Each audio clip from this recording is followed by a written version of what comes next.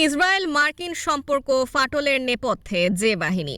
গাজা যুদ্ধ নিয়ে অনেকটা মুখোমুখি অবস্থানে বাইডেন নেতানিয়াহু। যুদ্ধ বন্ধ করতে ইসরায়েলি প্রধানমন্ত্রীকে বারবার অনুরোধ করলেও থোড়াই কেয়ার করছেন তিনি। কারো কোনো কথাই কানে তুলছেন না নেতানিয়াহু।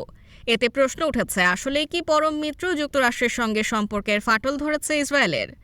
বলা হচ্ছে, কুখ্যাত নেতজা ইয়েহুদা ব্যাটালিয়ন নিয়ে ইসরায়েল ও যুক্তরাষ্ট্রের সম্পর্কে ফাটল ধরেছে।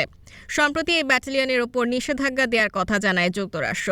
এরপর কড়া প্রতিক্রিয়া দেখান ইসরায়েলি কর্মকর্তারা।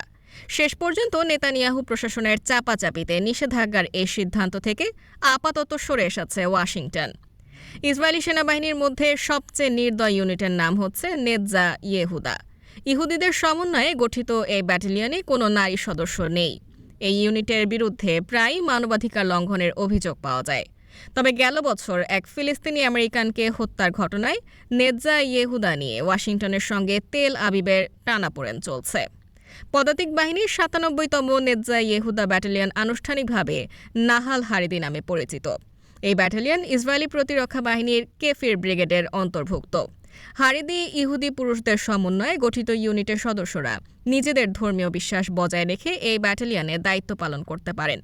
সাধারণত পশ্চিম তীরে নিজেদের কার্যক্রম পরিচালনা করে থাকে নেতজা ইয়েহুদা ব্যাটালিয়ন।